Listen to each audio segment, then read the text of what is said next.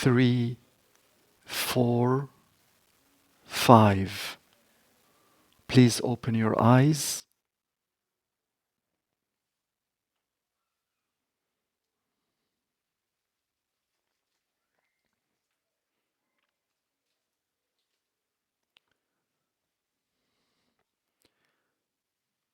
Friends, at this time, I would be happy to answer any spiritual inquiries from any of the audience. Thank you.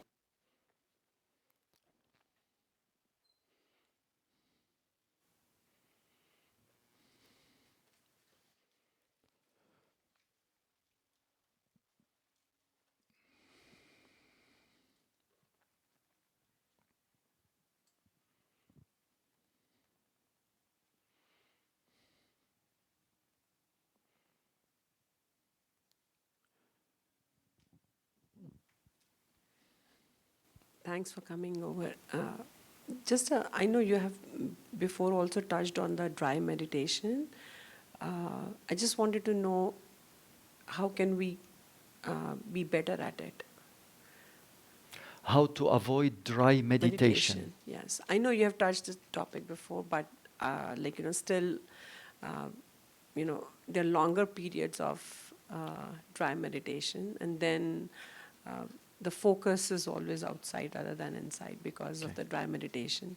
So because if we make a effort, then it's not natural. So how would it be? How can we improve on that? The first thing is when you sit for meditation, put in your mind and heart that this is not a chore, it is a meeting with your beloved. Second thing is, before you start repeating the Simran mentally, take a moment to withdraw your attention to the third eye center. And if you're having any difficulty doing that, imagine that you are at the third eye center behind the physical eyes and between the physical ears. And then you start repeating the Simran. When you repeat the Simran, do not do it mechanically. Feel that each word is calling your beloved. If you follow these simple steps, your meditation will no longer become dry. It would become more interesting, more lively, more joyful.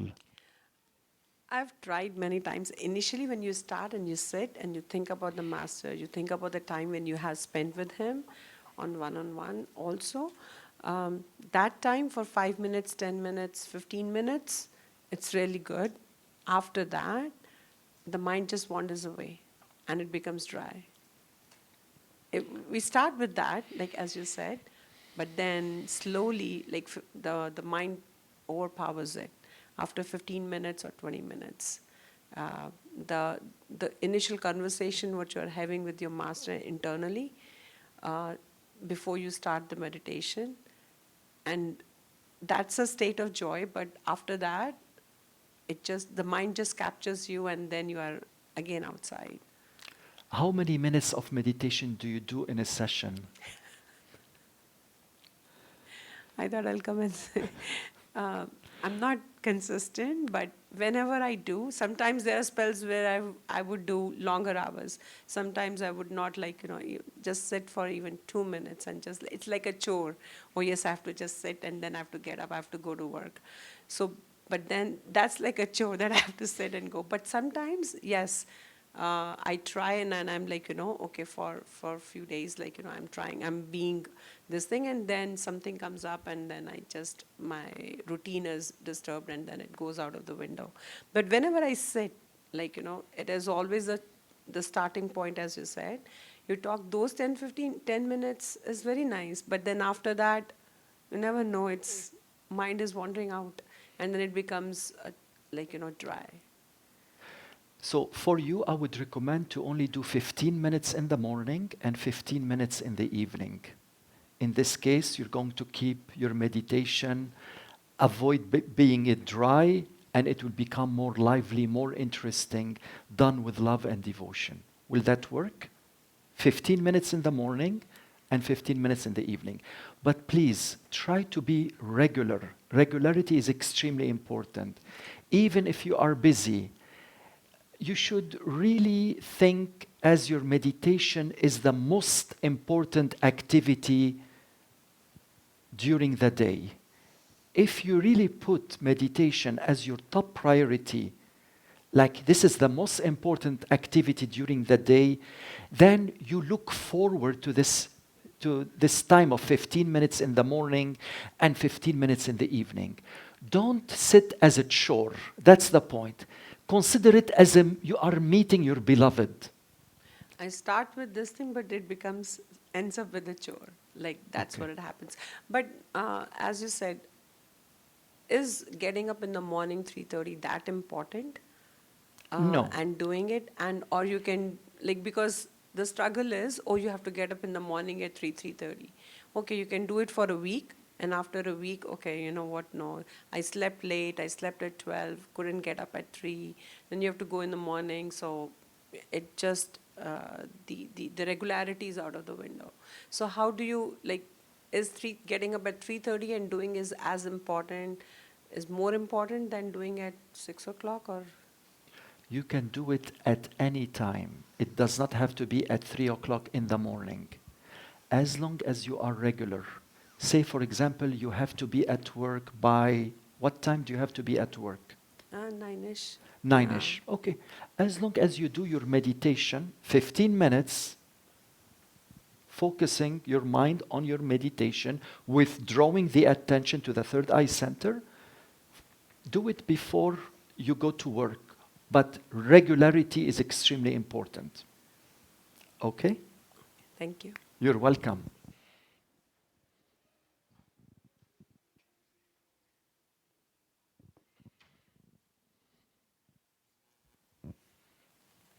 I'm a bit nervous. Thank you for coming. My name is Rohit, and I've been meditating for a few years now, experienced some things inside. Now it seems like I'm lost or don't know where to go, where to focus. Sometimes I focus on my forehead, or sometimes Shabd takes me above my head. Could you please explain the stages in meditation? So when I reach there, this will happen, or so on, like that will happen. And please initiate me, teach me the right way to meditate, so I can try my best towards it. Thank you very much, sir. Rohit, you are a seeker of the truth, correct? Okay, and you are trying to meditate? Yeah, I've been meditating, yeah, but Okay. I don't have a guru. I've been watching YouTube videos, but I've been putting my effort towards it. I try to do it 2 hours daily in the evening. But now I think I'm lost. I don't know. It feels dry. In the beginning, I had some experiences, Okay. so I don't know where to go now. Like where to focus. Like I focus on Shabd, right? But I don't know. I need guidance. Okay. Since you are already seeking, that means that the Master has already heard your cry, and therefore the Master will initiate you. Your perfect living Master will initiate you in due time. Meanwhile, Rohit, what you can do is continue to meditate. How many minutes do you do in the morning and in the evening? I just do it in the evening for 2 hours. 2 hours in the Yeah. evening. Very good. I would recommend to break it down so that it doesn't become too dry. If you could do 1 hour in the morning and 1 hour in the evening, sit in a quiet place without any distractions. Your smartphone should be powered off. Nobody should be in your meditation room. Um, you gently close your eyes the attention should be withdrawn to the third eye center. And that's not here exactly. It's behind the two eyes and between the two ears. If you're having trouble withdrawing your attention to the third eye center, imagine. Simply imagine. And let's do a very simple exercise for you on imagination. Look at me. Gently close your eyes. Now please imagine that I stood up and I sat on the chair which is on your left. Can you imagine that? Yes. Perfect.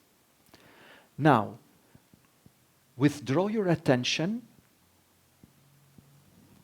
and please imagine that your attention is centered in the third eye, behind the two physical eyes and between the two physical ears, at the middle of the head. Can you imagine that? Yes. Perfect. You passed the test. So I have to be there all the time from the beginning. Yes, before you start repeating whatever word or set of words you are mentally repeating, you just imagine that you are at the third eye center. Take a moment to do that. Ishwar Puri Ji really emphasized on this important point, that before we start our meditation, take a minute to gently withdraw, not focus your attention. You withdraw your attention to the third eye center, and if you're having problems withdrawing your attention, imagination is good enough. You imagine that you are at the center of the head, and you gently repeat mentally your Simran. So I used to do that. I watch Ishwar Puri Ji's videos, and because I watched a lot of videos, right? Some say focus here. Like I used to sit at third eye center, so and that helped. But you know what? I needed proper guidance. Like I wanted to get initiated from Ishwar Puri Ji, so that's why I'm here. And you will get the spiritual initiation, brother, in due time. Make no mistake. Because you are seeking, because you are restless, you need to know that the Master has already heard your cry. It's just a matter of time. Meanwhile, I would recommend to break your meditation 1 hour in the morning and 1 hour in the evening, and take a moment to establish yourself at the third eye center gently. Nothing is by force in this spiritual path, brother. Everything has to be gentle, effortless. Okay? Okay. Thank you, sir. You're welcome.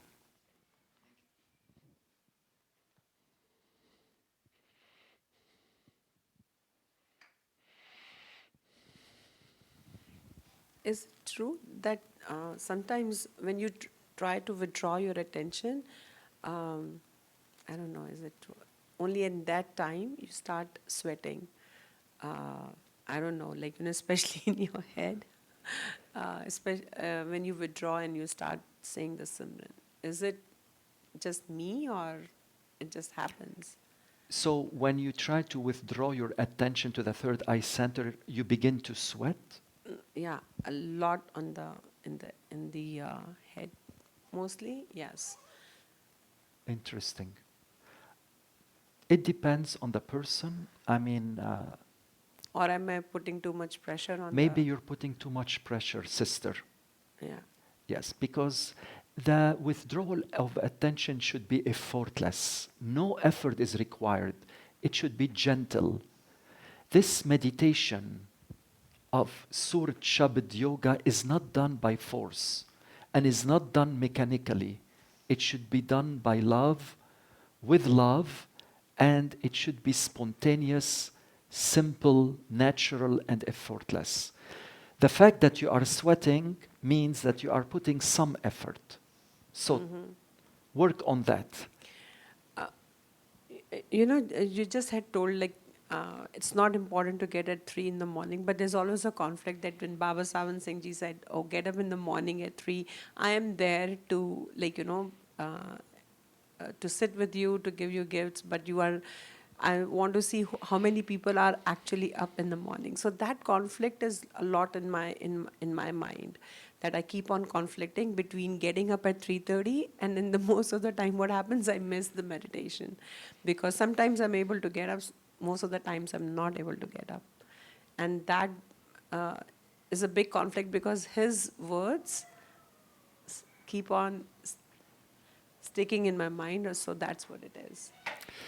Sister, what do you prefer? Waking up early to do your meditation at 3 a.m. and you are mostly sleeping during the meditation?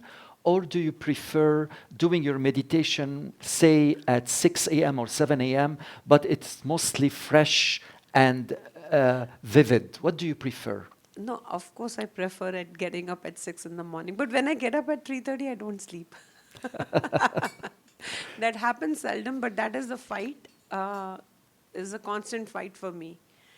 Getting up early and getting up late. I feel that I've defeated the purpose. I don't know. Is that a mental thing? It is a mental thing. Yeah. Again, you do not have to do your meditation at 3 a.m.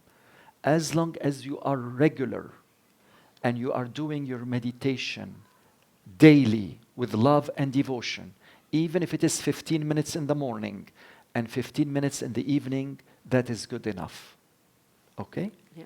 So do not worry about 3 a.m.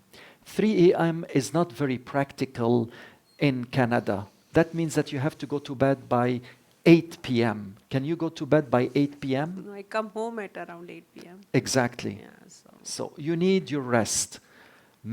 Physically, mentally, and emotionally, you need your rest. So therefore, that's why I would not recommend 3 a.m. for you. Okay. Thank you. You're welcome. Dzień dobry. Dzień dobry, Tarek. Thanks for coming. I have a question. Sometimes, like, let's say 3 o'clock in the morning, I can't sleep. Like I put the light on, look at the clock, it's 3 o'clock, 3:30. Why can't I sleep? I was busy all day, I was doing exercises, I should be tired, I should be sleeping. And I say, should I meditate? Or I don't really feel like, I'm not so sure. And then I just wonder if this is like a sign or masters kind of like wake me up to try to, indicating that this is a good time to meditate. Or what is it? Why sometimes, 3 or 3:30, I'm not sleeping? Does that mean there's a good time to meditate or just ignore it? Or what should be the response? Brother, what time do you normally go to bed at night? Midnight, 11, different Okay. time. And then you said between 3 and 3:30, suddenly you wake up? Yeah, sometimes I wake up and I'm not sleeping. Okay.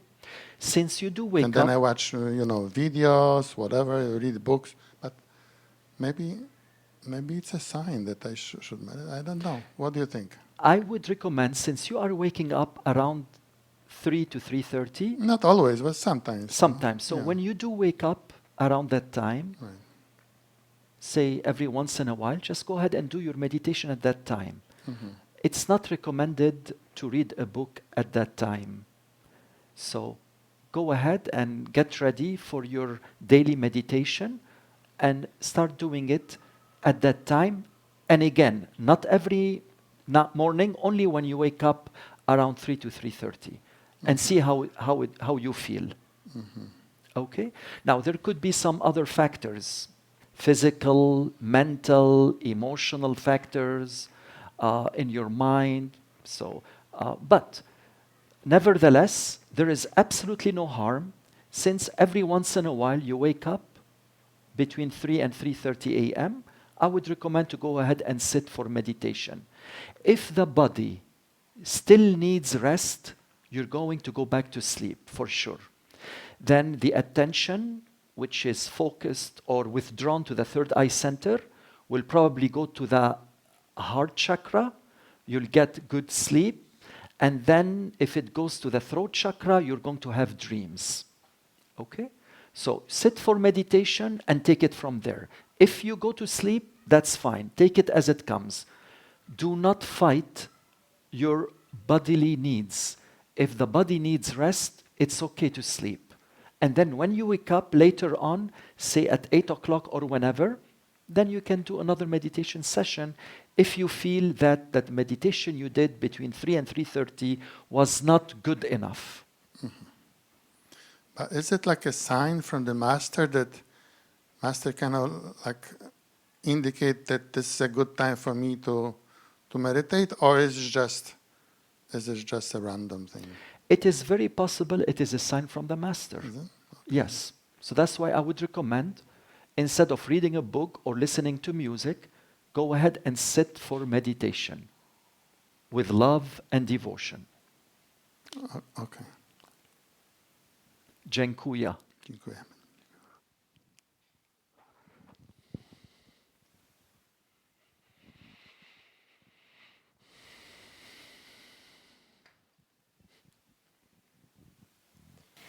I'm not sure if it's a question or just a request. Since it's the Thanksgiving weekend here in Canada, I was just wondering if you could maybe tell us, if Ishwar was in a physical body, what would he tell us, all of us Canadians today?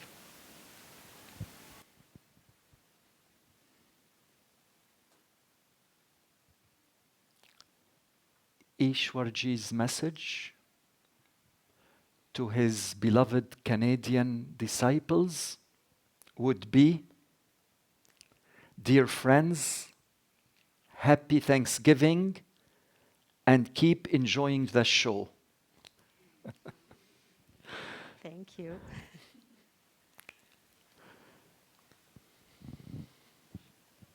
Hello, Tarek Ji. Namaskaram. Namaskaram. Thank you again for coming.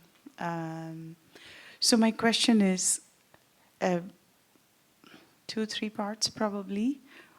Number one, how do we develop love if it is our effort? If it is coming from Master, he takes care of it. And what should I do to be in sync with that in order to keep the love towards Master, not getting distracted from the worldly things? Sister, we cannot develop love. Love comes from the beloved. Love comes from the Master. If he does not plant the love in our hearts, we can never love him. And that's why I mentioned in the discourse of today that without that inner longing, we would never even recognize the Master. Millions of people hear the same words. Millions of people see the same form, but only those who are truly seeking recognize the beloved hidden in plain sight. We cannot develop love. It's impossible. We can only beg for love. Yes, we can beg for Master's love, we can beg for Master's grace, but it is actually the beloved who plants the seed of love into our heart, and then we start seeking. So, I also mentioned in the discourse of today that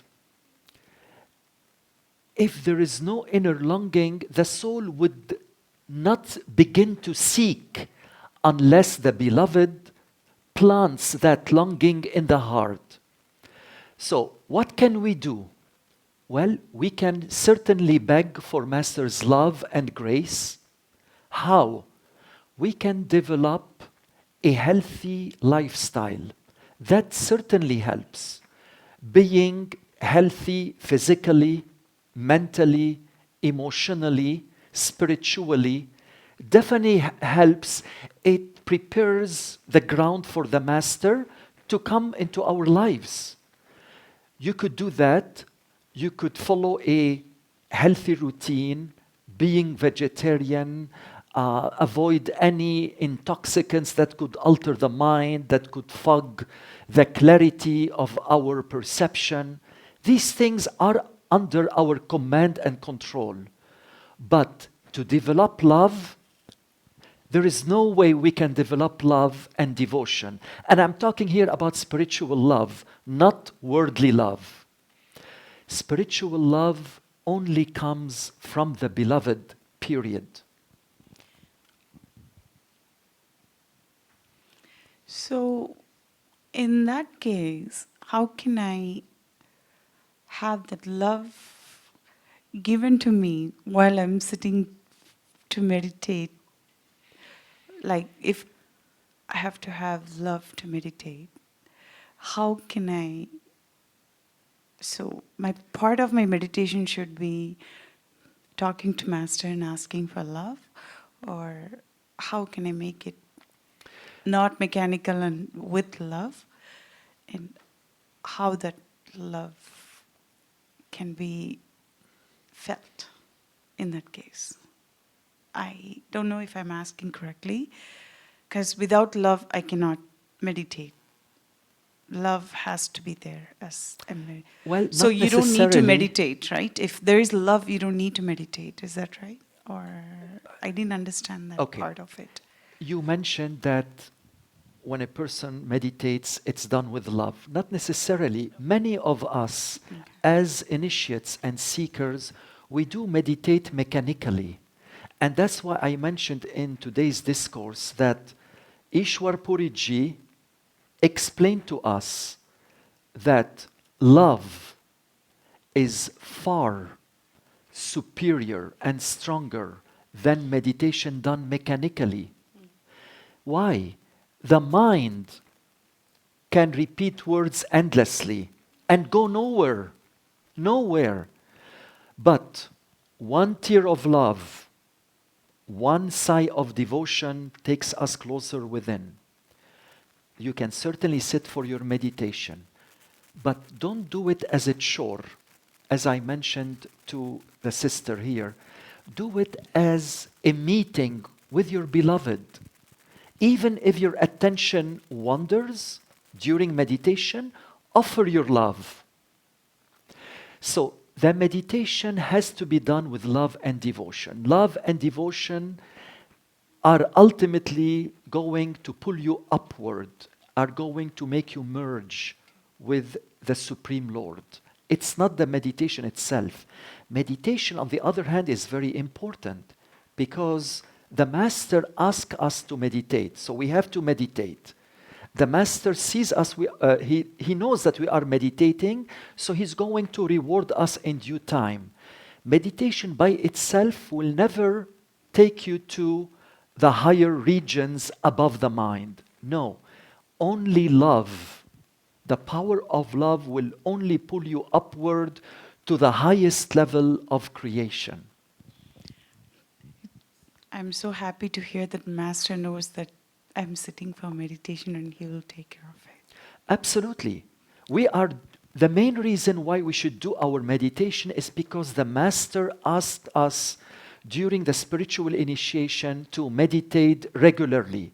It is important. Why? As I mentioned in today's discourse, the mind is the greatest obstacle to seeking and love. It is the greatest obstacle, and we have the mind in us. So therefore, meditating, mentally repeating the Simran with love and devotion is very good for the mind. It tames the mind. It calms the mind. It makes the mind less aggressive, restless. So therefore, meditation is good. It creates discipline in our life. It destroys our pralabdha and kariman karmas. It brings clarity to our mind. Absolutely. But the main reason why we should do meditation is to please the Master. Master asked us to meditate, so we should meditate regularly. Even if it's not 2.5 hours, never mind. That sister here, she's a busy person. She has an important position in corporate Canada, so I recommended for her 15 minutes in the morning and 15 minutes in the evening.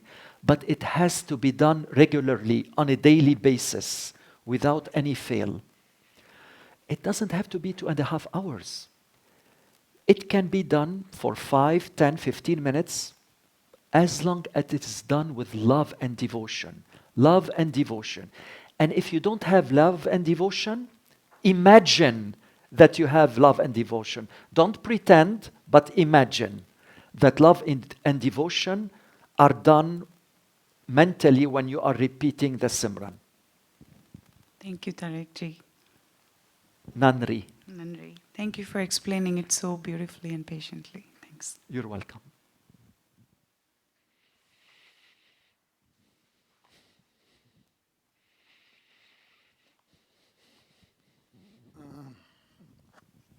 One more question regarding this love and devotion. Like you were explaining that love and devotion could be imagined, like that this is also acceptable. I remember in Chicago there was a Christmas party, and I spoke with Ishwar, and he says, all your prayers will be answered. So, like, maybe there is, that love is from the Master is like grace, right? That given freely, but so maybe we should, like, during once we in our third eye, we can pray to to Ishwar to send us his love, and that will be a big help. What do you think? Brother, what do you prefer, praying or meditating? Because there is a big difference.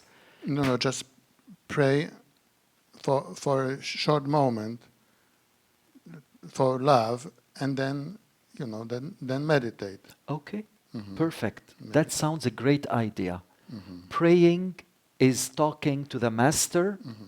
Meditating is listening to the Master. So, brother, yes, I think this is a great idea.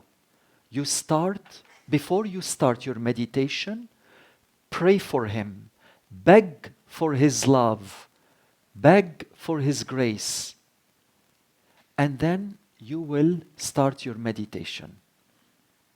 This is a great idea, brother. Go for it. Okay. Starting today. Yep. Thank you. You're welcome.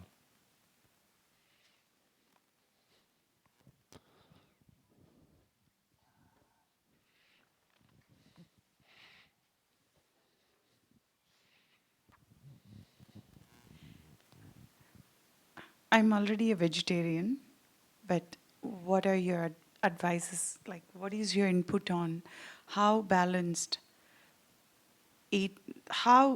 eating balanced meal helps in meditation? We all know that, but then how important it is to eat less, or you would obviously say eat less, or what is your advice on when it comes to meals? Sister, as long as your food regimen is lacto-vegetarian, meaning no meat, no chicken, no fish, no shellfish, and no eggs, you are good to go. I will not recommend any light meals or heavy meals. I mean, you listen to the body. Listen to your physical body and see what it needs in terms of nutritions, in terms of dietary requirements. But the most important thing is we, as spiritually initiates of a perfect living master and as seekers of the truth, we have to follow a lacto-vegetarian diet. We are not going to go into the details. It should be balanced, wholesome meals, whether breakfast should be heavier than lunch, and lunch should be a bigger meal than dinner. These are not important details for us, as long as your food regimen is lacto-vegetarian. That is what matters.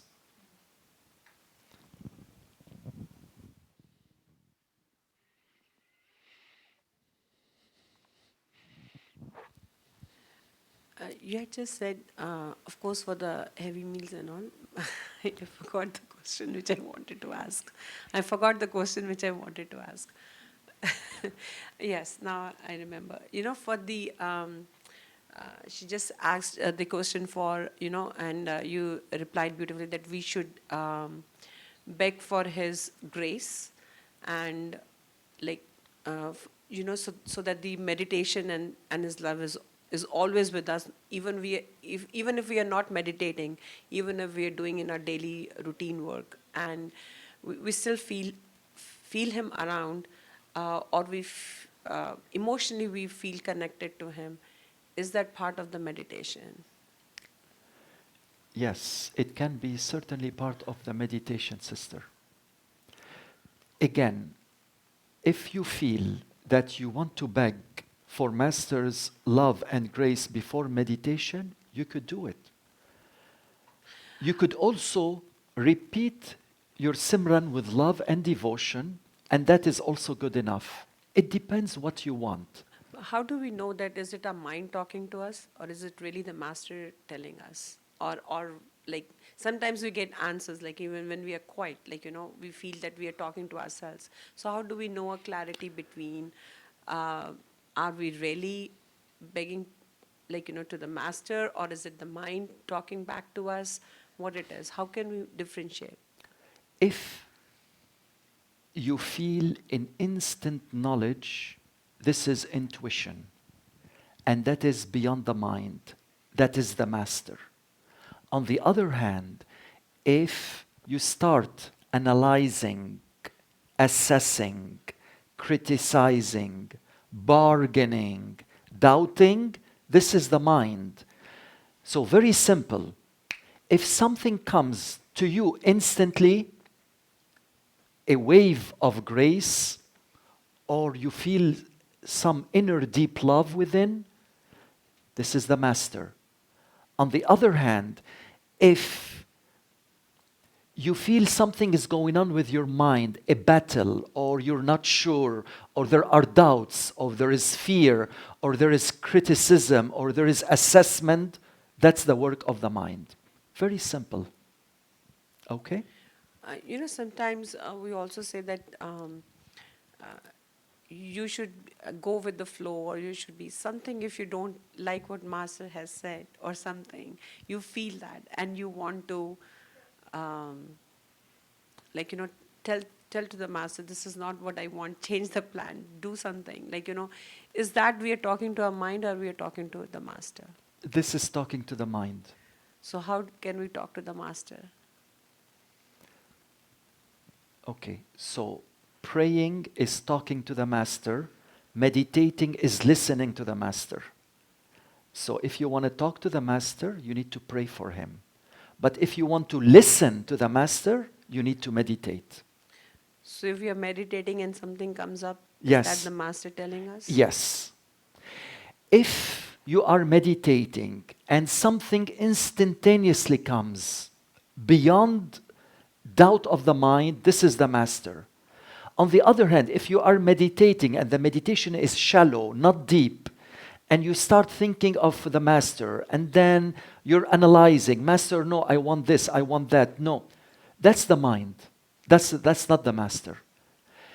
If the inspiration from within is effortless, this is the Master's work.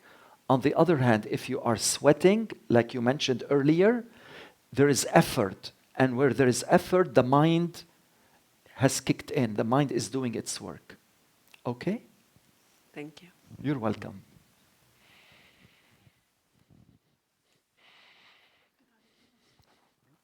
what happens if you're do you can you if like you're not vegetarian, is it that you're not allowed to go to Sachkhand?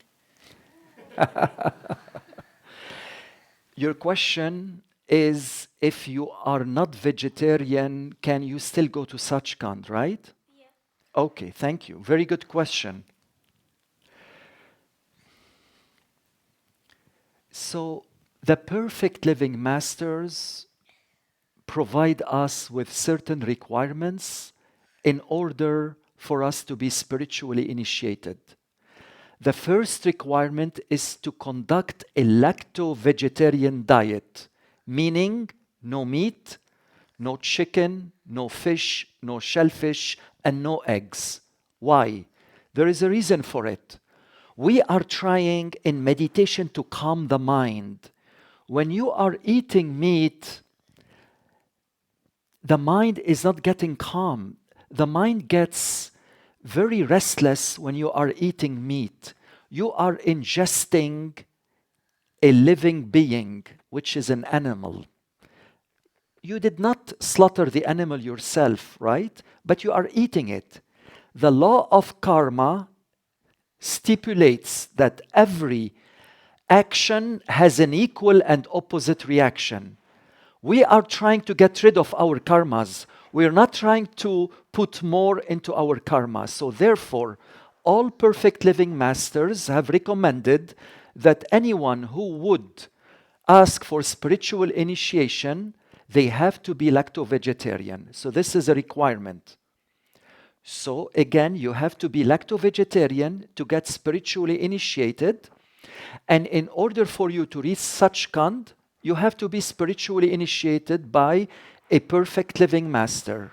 So the answer is yes. You have to be lacto-vegetarian. Do you eat meat? Yeah. Okay. Do you like meat? Okay. So in due time, you may start feeling the urge of avoiding eating meat, and that will happen to you in due time. Right now, you are very young. You still have life in front of you. So don't worry about it. If you have the desire to eat meat, keep eating meat. But I must let you know that at one point in your life, you're going to feel the urge of stop consuming flesh, animal flesh. Okay? Okay. Thank you. Hello, Dr. Tarek. This question always comes to me whether, like, Master knows everything about us, he loves us. So, as devotees, should we ask Master? Because in life, many things we face challenges, we have desires. So, and there are sayings that your Master is the Grand Master, like, ask him anything, like he's your friend, he's your best friend. So what is the best way to go? Should we ask Master or should we not ask anything from Master? You came today a little bit late, so you missed my spiritual discourse. So in my spiritual discourse, I mentioned 3 ways how to live the love according to Sant Mat. The first one was by remembering the Master during the day, not just during meditation. The second one is by communicating with the Master in your heart, confiding in him like a true friend. And the third one is by living according to his teachings, out of love, not fear. So the answer would be yes, absolutely. Ask him anything. If you have desires, communicate with your master silently in your heart. There is absolutely no limit. You could do that. In addition to the meditation, of course. Or if you want to request things for the master during meditation, that's absolutely fine too. But then you may stop repeating the Simran because you're trying to think of what you want to ask the master. The point is to remember the master during the day, not just during the meditation time. And you communicate with him in your heart, confide in him like a true friend, and also live according to his teachings out of love, not fear. This is a path of love, sister. This is not a path of fear. If you don't do this, you will get punished. We don't have that in this path. Ishwar Puri Ji made it very clear that this path, which is not open to all humanity, it's only very few people are interested in this path. Why? That's the way it is. We are in Kali Yuga, the Iron Age, the age of ignorance. Very few people in this world are truth seekers. They may be interested in acquiring psychic powers, so they go to a regular master, and that's fine. But this path is only meant for a small number of individuals. It's not meant for all humanity. Now, eventually, sister, and I mentioned that in today's discourse, that the Master's love is infinite, but it only responds to the soul seeking. So you may ask me, why is the Master giving me love but is not giving the other person's love? Very simple. It depends on your soul seeking. The Master will only respond to the soul seeking. If the soul is truly seeking the Master will respond. On the other hand, if people, regular people, are interested in worldly love, in sensual pleasures, in worldly achievements, sure. But then there will come a time where true seeking will begin at a certain individual, because the Masters explain that all human beings go through stages. So again, sister, go ahead, communicate with your Master on a daily basis. Ask him anything you want. After all, Ishwarji told us that the Master is your friend first. He's not your Master first. Master comes second. The beloved is your friend first, and then he is a Master second. So he is your friend. Treat him like your true friend. And eventually you'll realize that he is your only true friend in this world. All your other so-called friends, they come with conditions. This is not love. Yes, that answers. Thank you. You're welcome.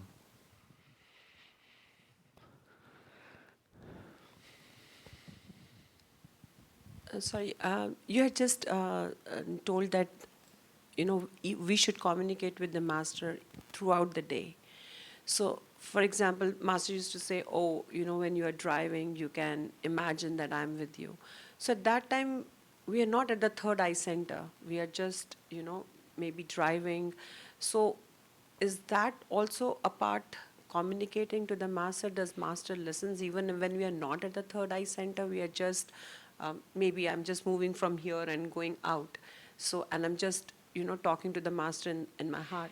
But I'm not at the third eye center. Is that also communicating with him or no? Excellent question, sister. Withdrawing the attention to the third eye center is necessary for meditation. But outside meditation, you do not have to be in the third eye center. If you remember the Master, one tear of love, one sigh of devotion will take you closer within. So yes, the answer is you don't have to be on the third eye center all the time. But if you remember the Master during the day, like you said, when you are driving, imagine that the Master is sitting on the passenger seat in your car and he's communicating with you. This is absolutely fine. Or you're in the kitchen, you're doing something, is developing a habit that would be considered a habit, a chore, or would it be considered, or will it finally develop into that love and devotion? It is not a habit or a chore per se, but you could say you are remembering the Master. Sometimes your being is full of love, of devotion for him. Yeah. So even if you are in the kitchen and you are preparing your food, you can just remember the Master. That is good enough. Even not at the third eye center. Even if you are not in the third eye center. Third eye center is only necessary during meditation, period. Outside meditation, You can remember the Master with love and devotion, and you don't have to be necessarily on the third eye center. But does Master listens to you? Of course. If you are communicating to him silently in your heart, the Master is listening to you. After all, sister, when you reach such kind, you are going to realize that the Master, your beloved, was no one but your true self. So yes, communicate with him. He is in you. He knows you. So the more you remember the Master during the day, the more you are going to feel his love and grace tangibly. Okay. Sorry, one more part to that. Sometimes, we listen to music or something, but we remember him in that music. It might not be those, the Shabads, the spiritual, this thing, but it might be different music. Would that be okay? Would that still be remembering him? Absolutely, sister. Okay. Any music that reminds you of your beloved is good. It doesn't have to be Shabad.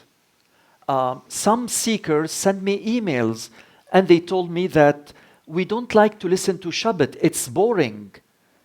They prefer listening to regular music, whether it is classical, soft music, new age, Yes. heavy metal, blues, jazz, country music. Any music that reminds you of your beloved is good. To that question, one more thing. When we meditate, in meditation, they say listening to the sound current is the most important thing. So when we are too much into outside music and all, doesn't the power to listen to the sound current gets affected? That we are more listening to the outside music and not to the inner music? Yes and no. Yes, it may affect if you are listening to some music that is not reminding you of the Master. So yes, it will affect the sound current negatively. On the other hand, if you are listening to a music that is reminding you of your beloved, it will never adversely impact the sound current in you. Thank you. You're welcome. Thank you. So my question is about surrender and personal ambition, like worldly achievements. And the way that, I don't know about others, but the way that I conduct myself through life or have conducted myself through life is, okay, I have XYZ goal. I want to do this. And my goals may change, but okay, a year from now I want to have this, 10 years from now I want to achieve this, so on and so forth. And this is how I want my life to look like. Now there's inner conflict. My soul wants to just be merged with Master, to be surrendered to him, to be intoxicated in love, to be completely his and to just, give him the wheel, right? Have him take the wheel. And my mind is still, like, okay, well, if we surrender, then what happens? There's no direction anymore. Now, I'm not in charge of planning anything. Anything, like it's Master going to be planning my entire life. Everything is going to be in his hands once I surrender. And now there's that inner conflict or that awkward period where I don't know how to transition. And the second part of that question as well is the mind always wants pleasure. It wants dopamine, it wants happiness, it wants some, some nice things in the world. And that and personal achievement is included in that, because when you achieve something, you feel good about yourself. Oh, I did that thing. I got that achievement. Now I'm going to go to the next level. I'm going to go to the next thing.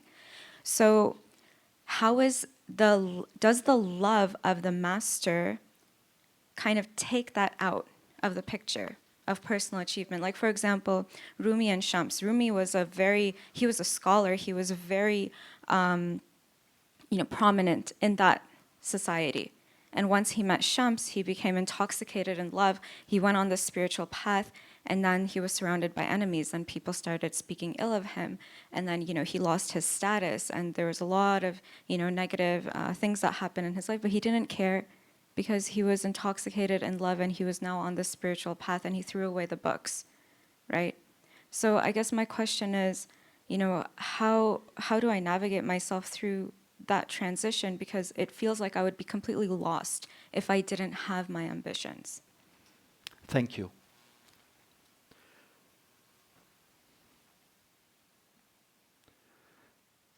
The Master wants you to have the best of all worlds.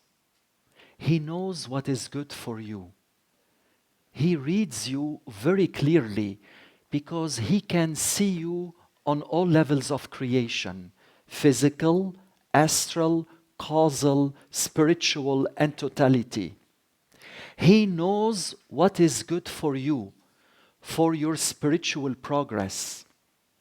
These so-called ambitions are made by the mind. But if they are good to your spiritual progress, the Master will make sure that these ambitions will be fulfilled by you. So I can understand where you're coming from, where you feel there is some inner conflict between the love of the Master versus personal ambitions, such as achieving a status in the society or being financially self-sufficient, etc. How about having the best of all worlds? You need to trust the Master. The problem is the mind has a very tough time trusting the Master. Master knows best. Master is your higher self. But you cannot put the cart before the horse. You cannot say, okay, Master, I will totally and completely surrender to you if I accomplish my personal ambitions. It doesn't work this way. You cannot bargain with the Master. The Master knows what is good for you. So therefore, my recommendation is trust the Master. Live in His will. Surrender to the Master. Merge with the Master. And then the other personal ambitions will be fulfilled. If they are good to you, to your path, the Master will make sure that they will get fulfilled. Whether they are by you or by the Master, it doesn't matter. After all, you and the Master are one. But for you to say, okay, Master, I will only surrender to you if you let me fulfill my personal ambitions, it doesn't work this way. You are putting the cart before the horse. It doesn't. You cannot bargain with the Master. Why?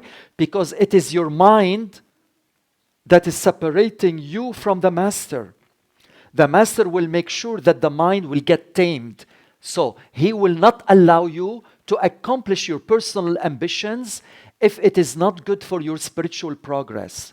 My recommendation to you, sister, is put the Master as your top priority. Live in His will. Surrender to Him. Merge with Him. And then everything else will happen spontaneously. Once you put your spirituality as your top priority in life, everything else, physical, financial, mental, emotional, and spiritual, will follow spontaneously. But the problem is your mind is having a very tough time accepting the Master. It doesn't want to do the leap faith. The mind is asking, what am I getting from this? Why has the Master not shown me anything? Why is my meditation dry? So yes, I can see that. Struggle between your personal ambitions and surrendering to the Master. Which one should I choose?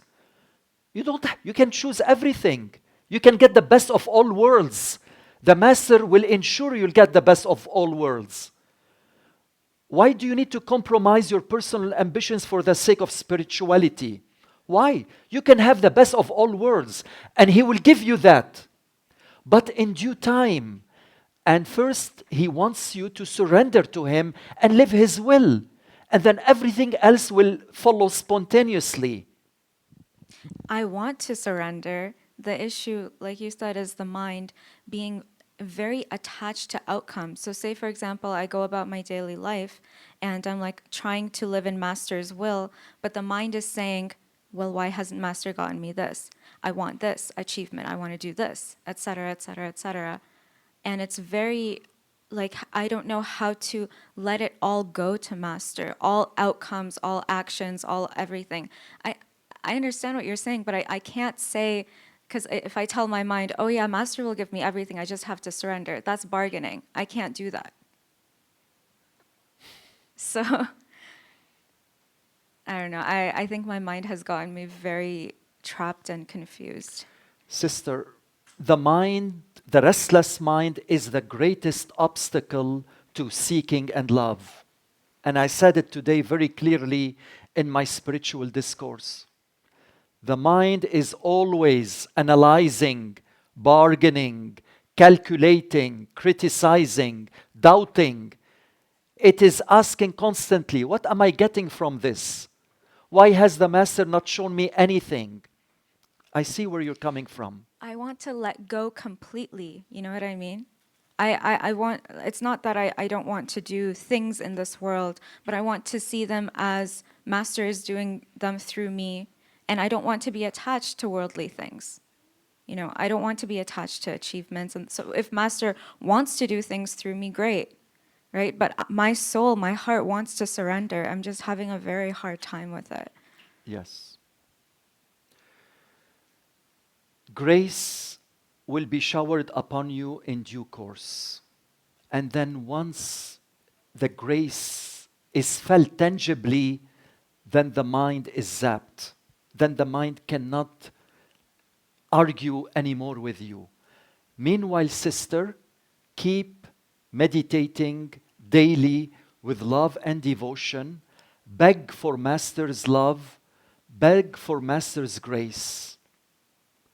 And the Master will make sure He will give you the best of all worlds. You don't have to compromise. Whether these personal ambitions are made by you or by Him, it doesn't matter.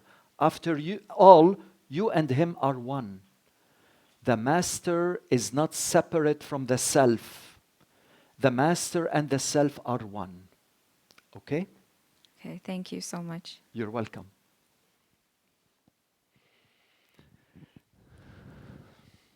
Sorry.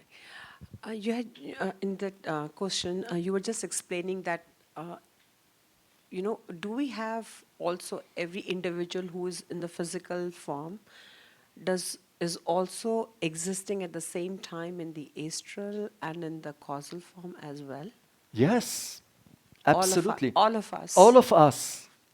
Not But just initiates, everyone. everyone, sister, not At the only same initiates, at the same time, not only initiates, not only seekers, but every single soul on this physical world, they have astral, causal, spiritual, and totality. But we are not aware of the other levels of existence.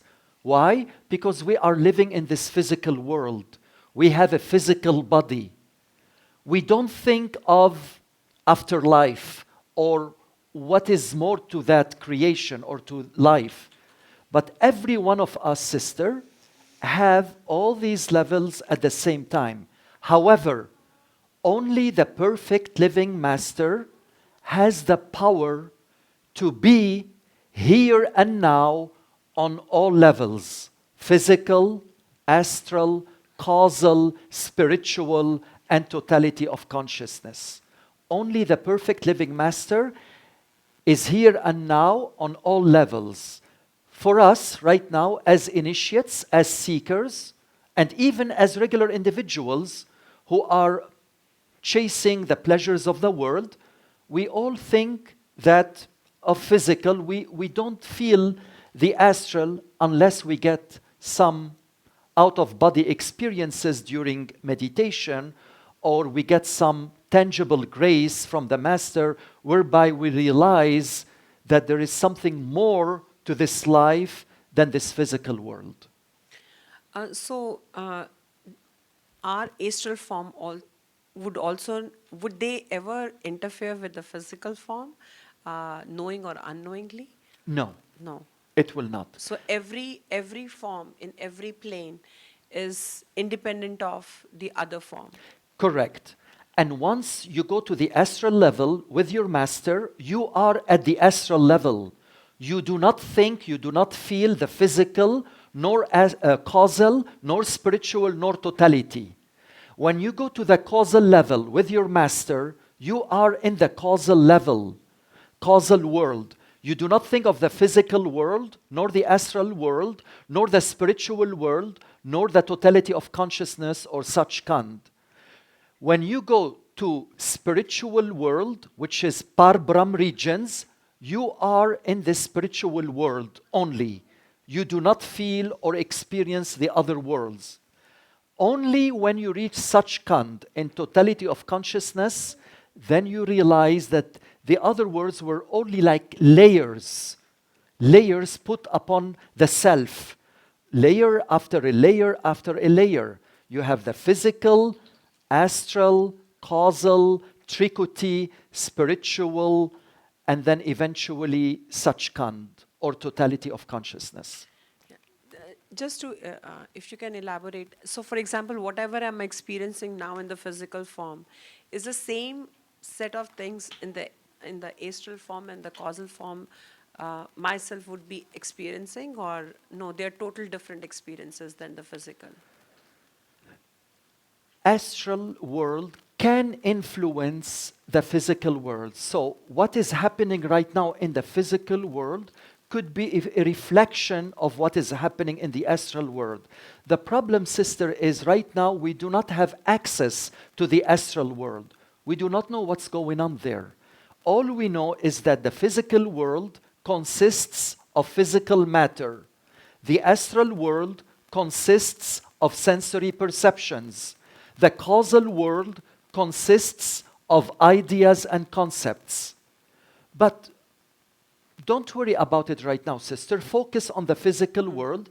You will get every once in a while during meditation as well as outside meditation some out-of-body experiences that are associated with the astral world. Yes, but once your journey has begun with the master, and once the master takes you completely to the astral world, you are there. Now, Ishwar Puri Ji has explained to us that there are overlap regions between physical and the astral worlds. There is an overlap region. Similarly, between the astral world and the causal world, there is another overlap region. But don't worry about it right now. Focus on your daily practice of meditation.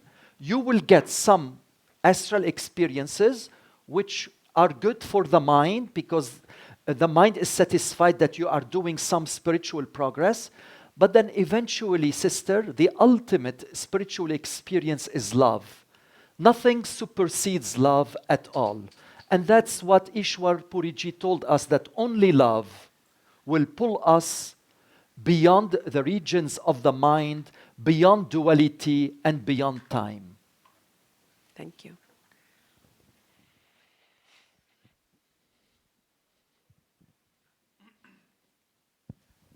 Me again. So PLM, Perfect Living Master, when they access the physical and the totality at the same time, like do they see visualizations, or is it a feeling? Like when you said like they can access the conscious, the totality and the physical world, or the astral, like how do they access at the same time in physical body? It's not an experience, brother, and it's not a feeling. It happens here and now. Perfect living masters access all levels of creation at the same time. Physical, astral, causal, trikuti, spiritual, and totality of consciousness. They access them. It happens. Like, are they like different dimensions? Like, are they different dimension? Astral, like they get subtler, right? Astral is subtle, and then causal is more subtler. Are they different dimensions? There are different worlds. We call them worlds or planes. Dimensions, Or it's not a good word, brother, because you can have different dimensions in the same world. Say, for example, physical world, you can have different dimensions. Astral world, you can have also different dimensions. But the proper term would be world or plane. So we have physical world or physical plane, followed by the astral world or the astral plane, followed by the causal world or the causal plane. Then you have Trikoti, which is the highest region within the causal world. Then you have the spiritual world, which is beyond mind, time, and duality and karma. And then finally, you have the totality of consciousness, Sachkhand, our true home.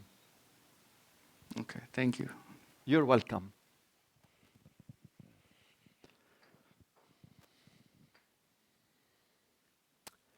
Friends, this concludes the Q&A session. I would like to sincerely thank each one of you today for coming and attending the spiritual event. It is not yet over. We still have prasad to distribute as well as personal meetings. Anyone who would like to meet me individually for any personal inquiries, I will be happy to do that.